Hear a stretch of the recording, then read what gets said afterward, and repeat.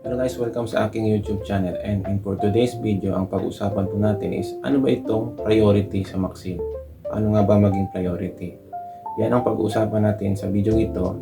Pero bago lahat, intro muna tayo.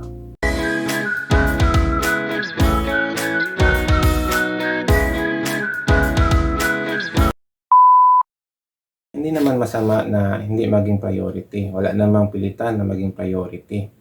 Pero pag ikumpara natin ang hindi priority sa priority, pag mayroong dumating na booking at sabay silang kumuha ng nag-request ng booking, ang priority ang mauuna. From the word priority, sila yung bibigyan una ng booking, ng chance para makakuha ng booking. Ngayon, hindi man lahat ng booking makukuha ng isang priority rider, no? So may chance pa rin ang mga non-prio.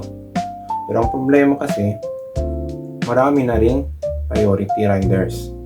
So wala kang choice. Kailangan mo talaga magpa-priority. Pero paano nga ba magpa-priority? Para maging priority, kailangan mo bumili ng 3 gears sa Maxim Office. Yun ay ang helmet, ang jersey, at saka yung delivery bag. Ang presyo nga pala ng mga gears na bago ko makalimutan, ang helmet nasa 1,000 to 1,300 up to 2,000 depende kung half face or full face yung helmet. Ang pangalawa is yung jersey nasa 300. Tapos yung pangatlo is yung delivery bag nasa 1,000 to 1,300. Bakit magkaiba yung presyo ng bag? Kasi meron kasing maliit na version at saka yung malaking version. So I suggest kung kukuha kayo ng delivery bag, yung malaking version. Kasi mas malaki, mas marami kang madideliver.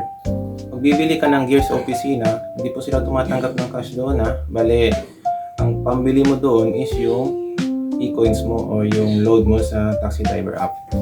Kung wala ka pang load, sapat na load, magpa-top up ka muna. At once na kompleto mo na yung 3 gears, automatically pwede ka na mag-apply para maging priority. Pero guys, reminders lang ha. Ang pagbili ng gears sa ibang riders at hindi sa opisina, hindi po yun siya valid ha. So ganun lang guys, para maging priority rider kayo sa Maxim. Ngayon, kung mayroon pa kayong mga tanong at hindi ko nasagot, i-comment nyo sa baba at pag-usapan natin.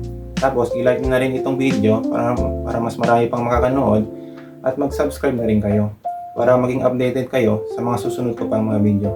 Yun lang guys, salamat sa panonood.